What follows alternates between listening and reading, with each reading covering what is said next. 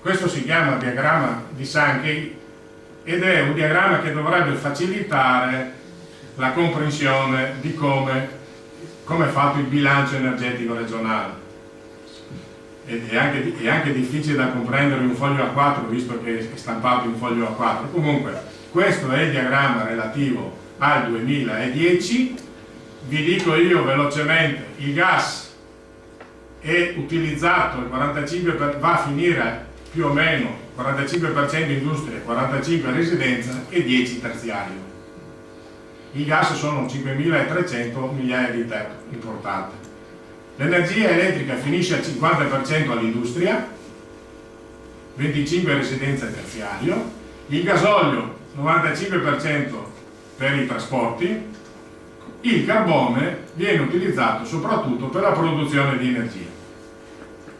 Questo in sintesi è il bilancio energetico regionale attuale 2010. Capitolo infrastrutture. Cerco di accelerare un po'. Ci sono 400 pagine piene di dati. Che pagine sono? Allora, le infrastrutture energetiche servono per produrre, distribuire e trasportare l'energia. Abbiamo un territorio occupato sia sotto che sopra. Ci sono 383 unità termoelettriche, 270 idroelettriche unità, 45.000 unità fotovoltaiche, eccetera, eccetera, 9 unità eoliche, un sito per il stoccaggio. A Colalto di Treviso esiste un grande sito di circa 80 km² per lo stoccaggio del gas sottoterra, una bolla.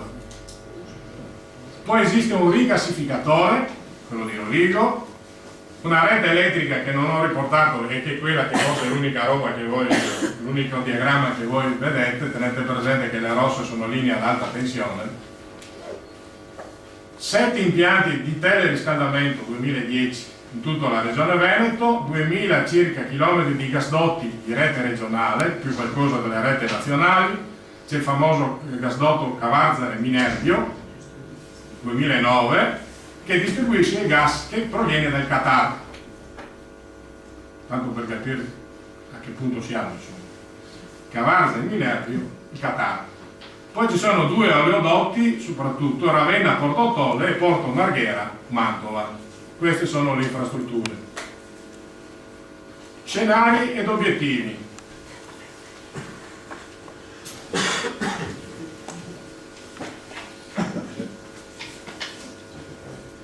Allora, il piano prevede come scenario e come obiettivo la riduzione dei consumi, però scrive, perché che casomai non si venga a dire che possiamo anche decrescere.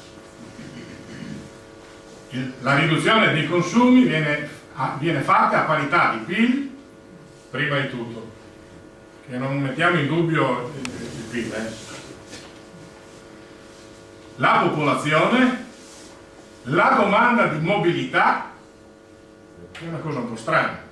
Abbiamo una domanda, e lo vedremo poi nei trasporti, che si basa soprattutto nel trasporto privato. Questo ci fa morire, però dobbiamo comunque mantenere questa idea dell'offerta, della domanda di mobilità e lo sviluppo industriale. Se forse il PIL non bastava, abbiamo aggiunto anche lo sviluppo industriale. Lo scenario minimo,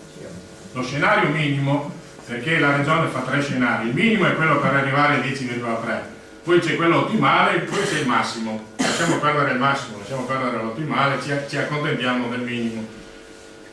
Anche se in questo caso non dovremmo accontentarsi del minimo, ma se per tirar via il 4% dei consumi abbiamo costruito 400 pagine di calcoli, immaginate se dobbiamo andare in cerca del valore massimo.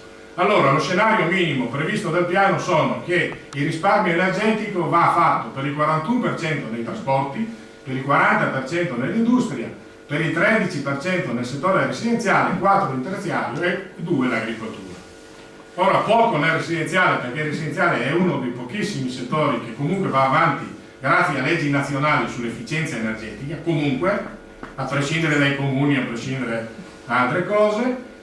sui trasporti perché è quello che incide di più, ma anche se noi speriamo il 41%, alla fine sono dati che sono pochi, cioè niente.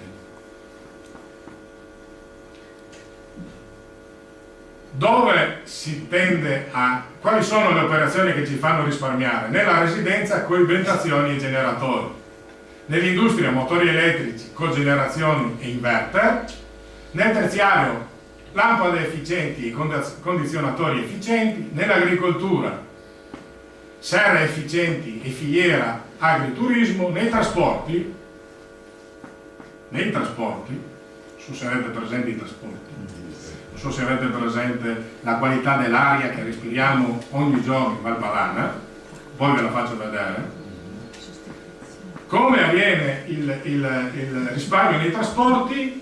Sostituzione dell'alimentazione delle auto private, si prevede di sostituire un po' di auto private, e la sostituzione dell'alimentazione nel trasporto pubblico. Vi ho riportato sotto esattamente i calcoli fatti per arrivare alla riduzione nel settore dei trasporti privati, per cui si prevede di cambiare l'alimentazione in trazione elettrica per 63.200 city car, la trazione ibrida per 623.000 auto, la trazione a metano per 54.000 auto e la trazione a GPL per 163 auto, in tutto 900.000 mezzi. Per avere i 173 migliaia di TEP, noi il piano prevede che entro il 2020 noi, cioè cittadini italiani, perché non penso sia altri, cambieranno almeno, ma cambieranno l'alimentazione della propria macchina, non so sull'usato o sul nuovo, presumo fra un po' sull'usato, a 900.000 auto mezzi. Mentre nel trasporto pubblico la grande operazione che verrà fatta nel trasporto pubblico è che 2.279 mezzi di trasporto pubblico urbano passeranno al biometano. Queste sono le grandi operazioni previste nei trasporti. Ci sono alcune cose su tutto il capitolo dei trasporti che chi ha scritto e che non so se nessuno ha mai letto, perché dice alcune cose importanti.